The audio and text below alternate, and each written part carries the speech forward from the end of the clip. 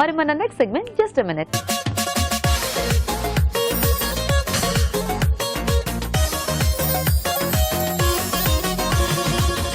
Okay, మరి ఇప్పుడు just minute లో ఏం వెరైటీ చేస్తారో చూద్దాం. రాజు గారు, జస్ట్ మినిట్ లో ఏం చేస్తున్నారు? బొరుగుల ఉండలు. బొరుగుల ఉండలు. అవునండి. వావ్, చక్కగా బయట మనం ఎప్పుడు కొనుక్కొని తింటుంటాను నేనైతే. చాలా బాగుంటాయి. చిన్నపిల్లలకు చాలా ఇష్టం. అంటే ఇలా జాతరలో ఇలాంటి ప్లేస్ లోకి వెళ్ళినప్పుడు కంపల్సరీ అక్కడ పెడుతూ ఉంటారు. అవును. సో అది చూసిన వాళ్ళు తప్పక కొనుక్కొని తింటారు. అండ్ హ్యాపీగా స్టోర్ కూడా చేసుకోవచ్చు. మనం ఇంట్లోనే మంచి హెల్దీగా కూడా చేసుకోవచ్చు. అండ్ ఇవి మనకి ఎలాగో నిలువ కూడా ఉంటాయి కాబట్టి హ్యాపీగా చేసి పెట్టేసుకోవచ్చు. అవునండి. ఓకే, మరి బొరుగుల ఉండలకు కావాల్సిన పదార్థాలు ఏంటో చూద్దాం. బొరుగుల ఉండలు తయారు చేయడానికి కావాల్సిన పదార్థాలు: బొరుగులు 2 కప్పులు, బెల్లం తురుము 1 కప్పు, యాలకుల పొడి 1/2 టీ స్పూన్, ఉప్పు చిటికెడు, నెయ్యి 2 టేబుల్ స్పూన్లు. ఓకే అండి, మరి కావాల్సిన పదార్థాలు అన్ని చూసారు కదా. రాజుగారు మొదలు పెడదామా? ఓకేనండి. సో ఇవన్నీ కూడా మనకి చాలా తక్కువ ఇంగ్రీడియంట్స్, తక్కువ టైంలో. మెయిన్ గా ఏంటంటే ఆ పాకం అనేది మనకు పర్ఫెక్ట్ గా రావాలి. బెల్లం తురుము,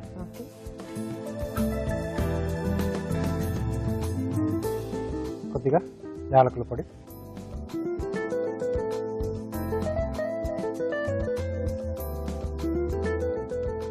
సో దీనికి కూడా మనకు ఉండపాకమే రావాలి. ఉండపాకమే.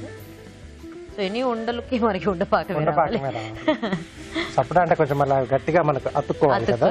యా. సో బెల్లం కొంచెం బాగా కరిగాక కొంచెం దగ్గరకు వచ్చేదాన్ని మనకు ఆ ఉండపాకంలో వచ్చేంత వరకు కలుపుతూ ఉండాలి. సో ఇంక మునుమురాలు ఎలాగో మనకి అవి వేగినవే కాబట్టి ఇంక డైరెక్ట్ గా వేసి కలిపేసుకోవడం. సో వీటిలో కొంచెం ఆ ఫ్లేవర్స్ అవన్నీ ఏమన్నా ఒకసారి యాలకుల పొడి, ఒకసారి కొంచెం సోంపు పొడి కూడా వేసుకోవచ్చు. చిన్న చిన్న చేంజెస్ అన్నమాట. Okay okay. సో బాగానే వస్తుంది. జాజికాయ పొడి కూడా వేసుకోవచ్చు. సో మెయిన్ ఏంటంటే ఆ బెల్లంతో అయితేనే మనకు కరెక్ట్ గా టేస్ట్ అనేది. సో అది వరకు అయితే అంటే మేము చదువుకునే టైంలో స్కూల్స్ పక్కన చిన్న చిన్న షాప్స్ ఉండి వాటిల్లో ఇట్లాంటివన్నీ అమ్మేవాళ్ళు, ఈ బఠానీలు ఇవి.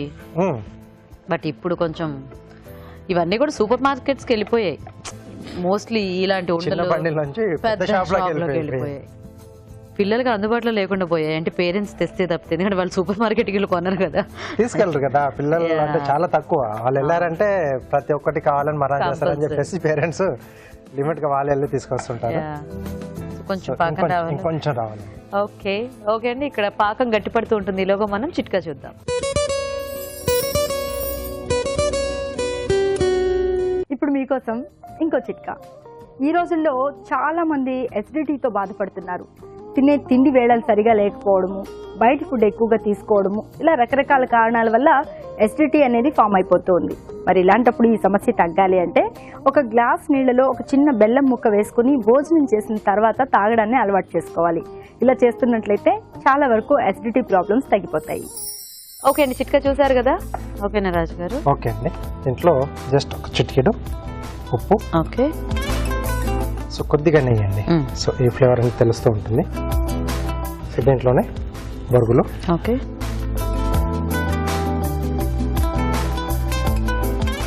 సో ఇక్కడ స్టవ్ ఆపేసేసుకోవచ్చు. సో అలా కంటిన్యూగా కలుపుతూ ఉండాలి. సో అది మెల్లిగా అలా చల్లబడుతూ డ్రై అవుతూ ఉంటుంది. సో అప్పుడు మనకి అది గట్టి పడుతుంది అన్నమాట. చేసుకున్నప్పుడు కొంచెం బాండి పెద్ద తీసుకుంటే బెటర్, కలుపుకోవడానికి అది ఈజీగా కొంచెం కంఫర్ట్ గా ఉంటుంది. సో లేదా ఇంకా ఇలా కలుపుకుని ఏదైనా పెద్ద పళ్ళెంలోకి అలా షిఫ్ట్ చేసేసుకొని అలా కంటిన్యూగా కలిపేసుకోవచ్చు. కొంచెం నెయ్యి రాసేసుకొని హ్యాపీగా చేతితో ఇలా ఇలా అనుకుంటూ.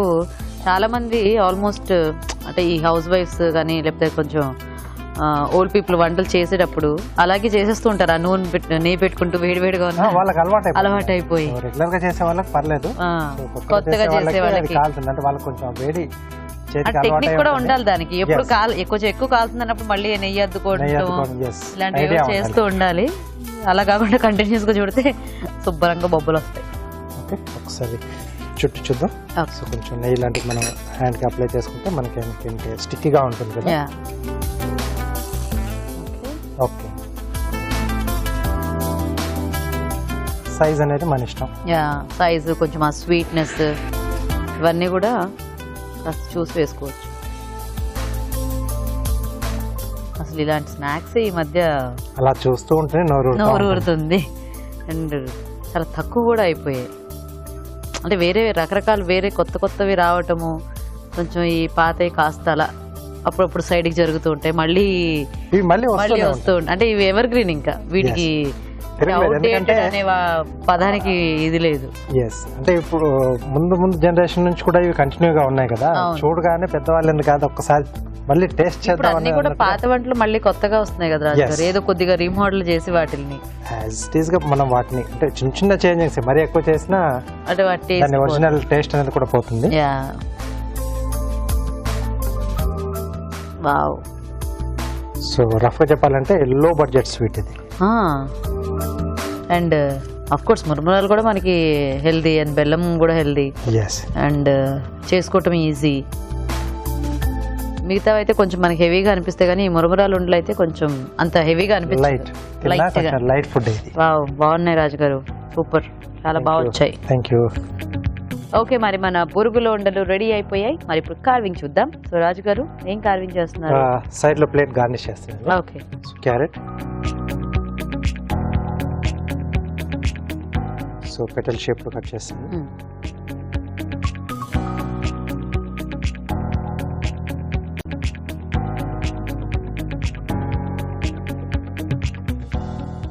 ఓకే, సో ఇవి మనం స్లైసెస్ లా కట్ చేసి ఒక్కొక్క దాన్ని పక్కన పెట్టేసుకుంటే మనకు ఒక ఫ్లవర్ షేప్ లో వచ్చేస్తుంది. ఓకే.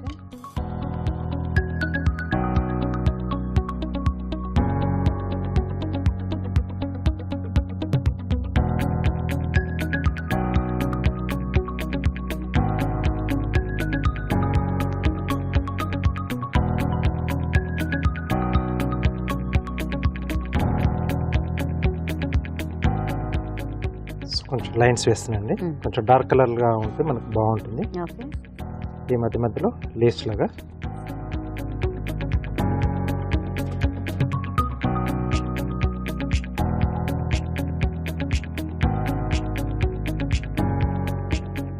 సో ఇవి కూడా స్లైసెస్ లా కట్ చేస్తున్నాను.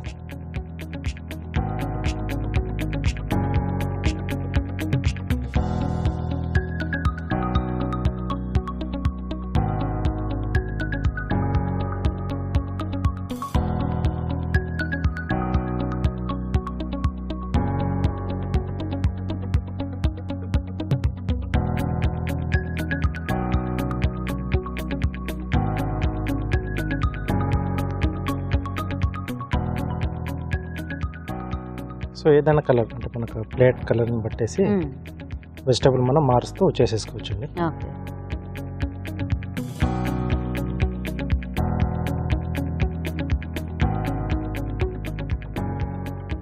ఈ టూ స్లైస్ని వచ్చేసి మనం జస్ట్ ఇలా ఆపోజిట్లో పెట్టేస్తే మనకు ఒక లీఫ్లా వచ్చేస్తుంది. ఓకే. ఓకే.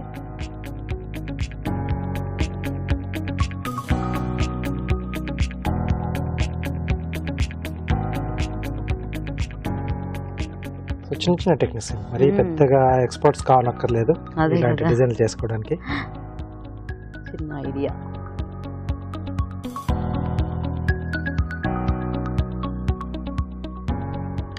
ఓకే, బాగుంది రాజు గారు. Thank you.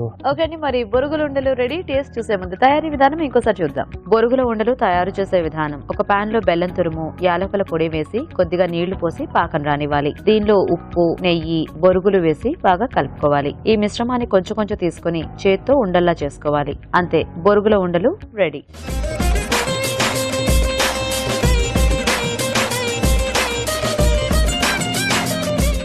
ఓకే, మరి బొరుగుల ఉండలు తయారీ విధానం చూసారు కదా, తీసుకొని వచ్చి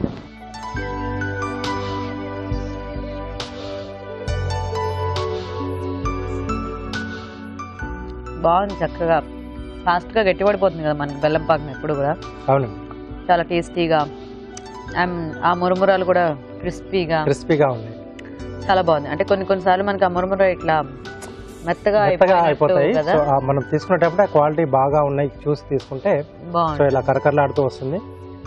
ప్లస్ ఎందుకంటే ముందే ఒకసారి మనం అంటే కొంచెం స్మెల్ కూడా చేసుకోవాలి మురమురాలు. ఒక్కొక్కసారి ఎక్కువ స్టోర్ చేసినవి ఉంటే లైట్ ఆయిలీ స్మెల్ గా ముక్క వాసన వస్తూ ఉంటుంది. సో అది టోటల్ డిష్ మీద ఎఫెక్ట్ ఇస్తుంది. కాబట్టి చేసుకునే ముందు సో ఇంత ప్రాసెస్ చేసిన తర్వాత తినలేకపోతే వేస్ట్ అవుతుంది పడ్డ కష్టం కూడా. కాబట్టి అది ముందు అవన్నీ చెక్ చేసుకుని తర్వాత చేసుకుంటే హ్యాపీగా ఎంజాయ్ చేస్తూ తినేసి. చాలా బాగుంది. అంటే చాలా సింపుల్ గా చేసుకోవచ్చు, బట్ ఆ టెక్స్చర్ అంతా కూడా చాలా పర్ఫెక్ట్ గా వచ్చింది. ఎస్. సో మరి చూసారు కదండి, మనకి టేస్టీ స్నాక్ ఇది, అండ్ హెల్దీ కూడా. మీరు కూడా ట్రై చేయండి. ఇప్పుడు ఒక చిట్కా చూద్దాం.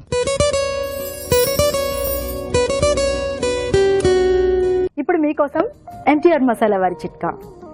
మామూలుగా మనం పులుసు కూరలు చేసుకుంటున్నప్పుడు, సాంబార్ చేసుకుంటున్నప్పుడు చింతపండు రసం యాడ్ చేసుకుంటూ ఉంటాం కదా. అయితే చింతపండు రసం ముక్కలు ఉడికిన తర్వాత యాడ్ చేసుకున్నట్లయితే ముక్కలు బాగా ఉడుకుతాయి, ఈ రసం కూడా ముక్కలకి పడుతుంది. లేదా ముందే కనుక చింతపండు గుజ్జు కనుక యాడ్ చేసామనుకోండి, ముక్కలు సరిగ్గా ఉడకపోయే అవకాశం ఉంది.